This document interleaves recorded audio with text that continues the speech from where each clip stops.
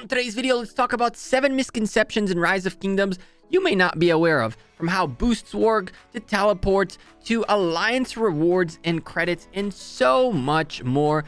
Some things that don't exactly work as they seem, as crazy as it sounds, including the fact that tier 4s, in theory, are better than T5s. That's right, so sit back, slap a like on the video, and let's go.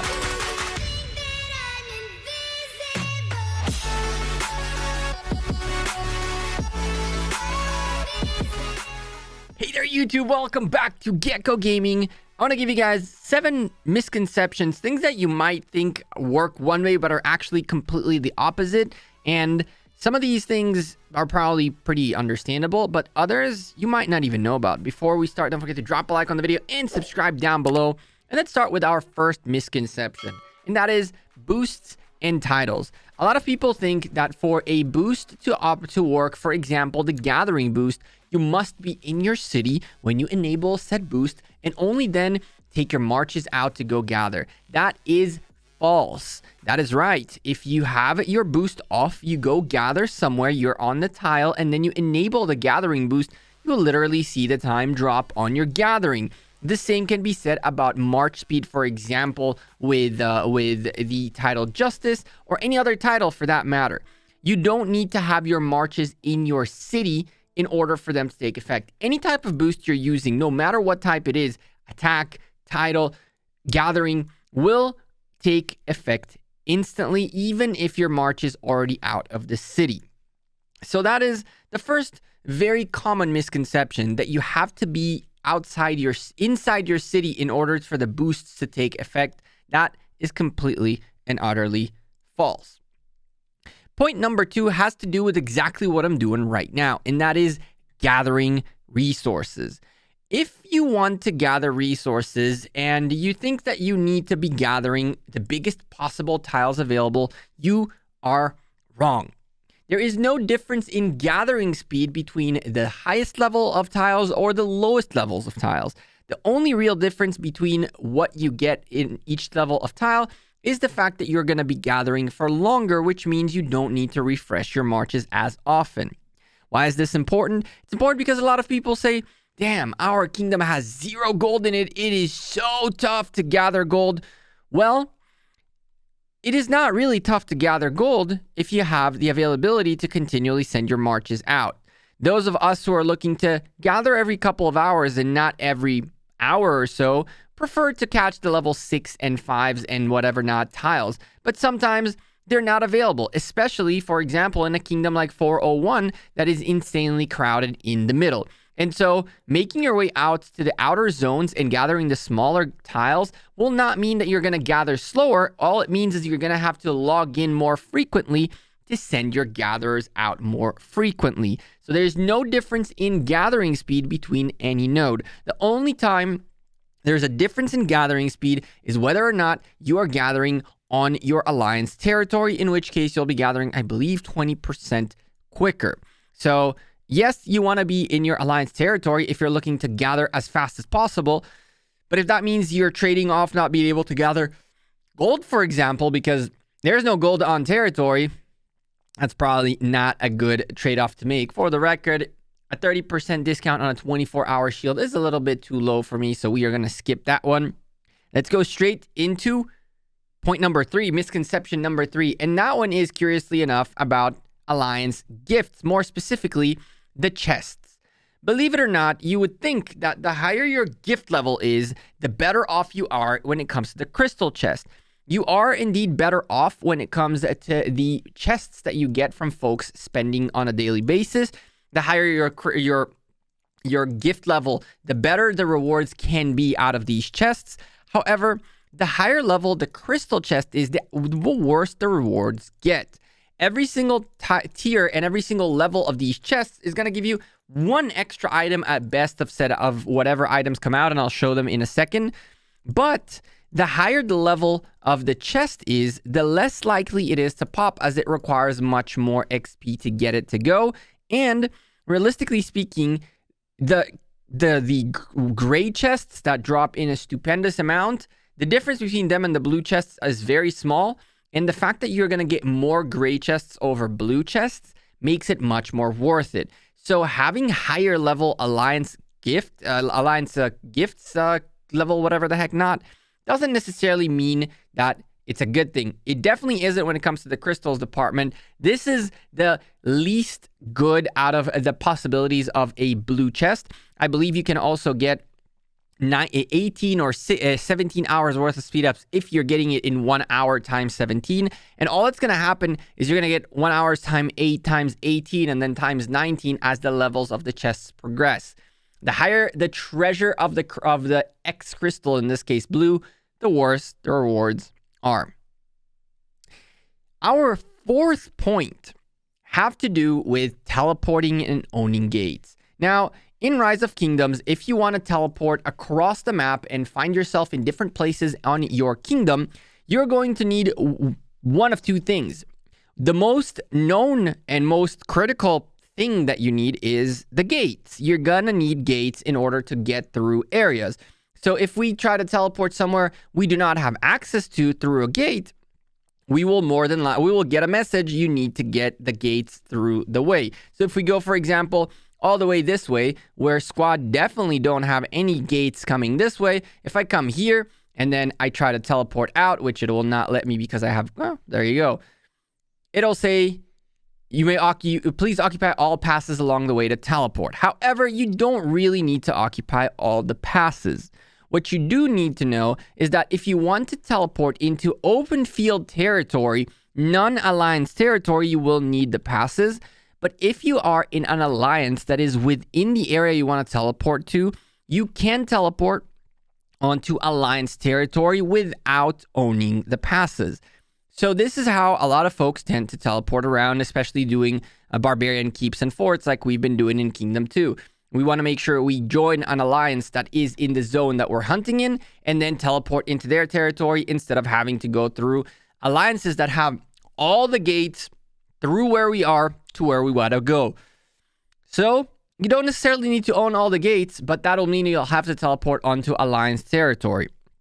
Of course, this means you can use alliance teleport, alliance territory teleport. If you don't have one, then a regular one. But if you want to teleport anywhere else, you'll have to first make it to alliance territory and then wherever else.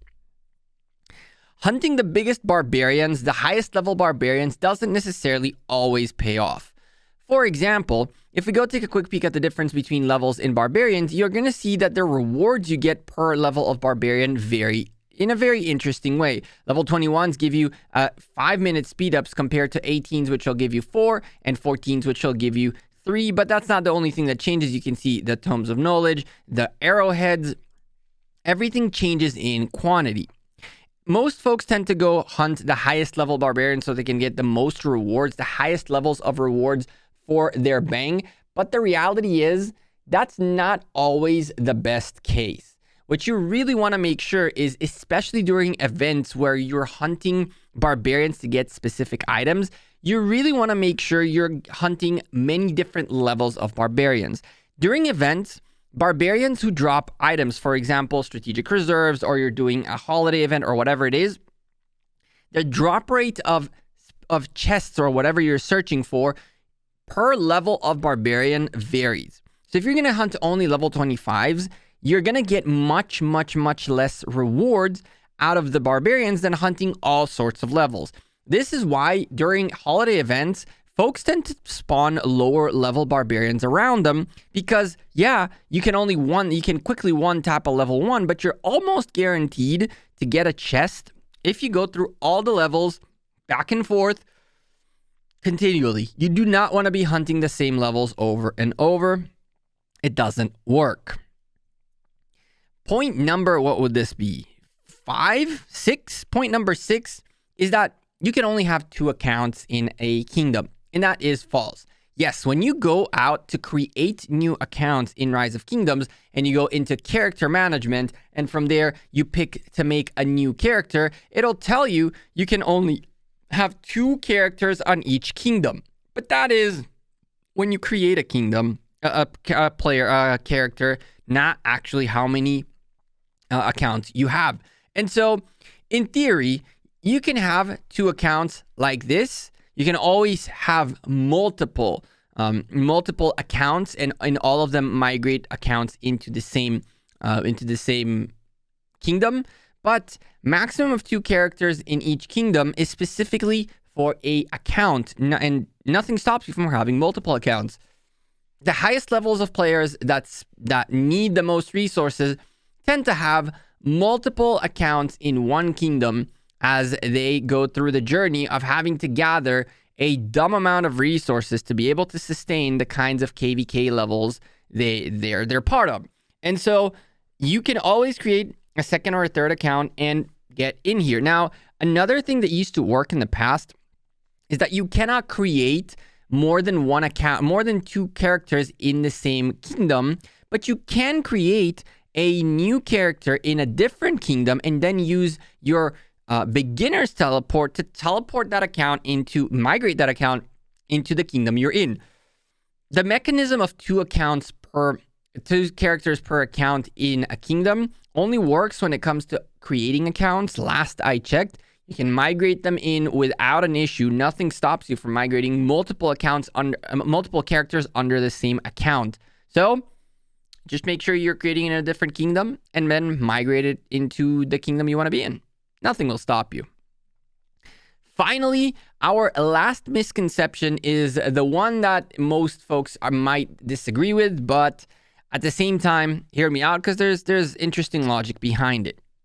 And that is that tier 4s are actually better than tier 5s. And this is why. When it comes to the attack, the defense, the success of a set of troops, obviously T5s are the highest tier. They're the stronger ones. They are the ones that are going to do the most damage. 220 attack, 220 and 212 defense, for example, compared to 192, 192. You can clearly see a difference in these characters, in these troops, by well over 10% worth of strength. However, the tier 5s are actually very, very expensive.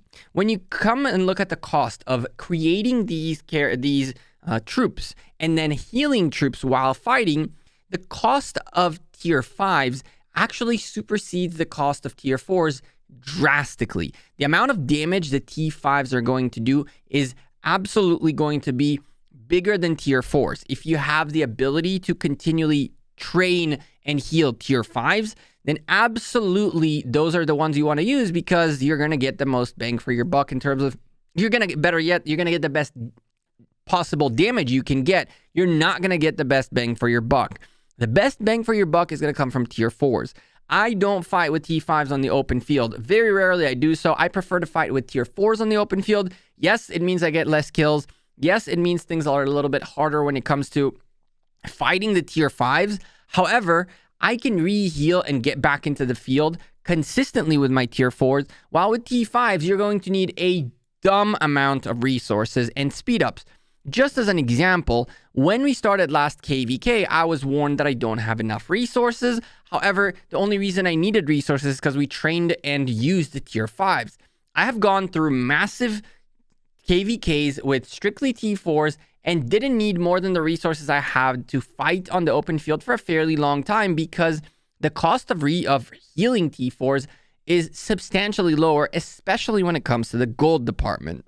So are tier 5s stronger? Yes. Will you get more kills with tier 5s? Yes. Will it cost you more though? Yes. Is it worth it, the cost for the damage that you're doing? No.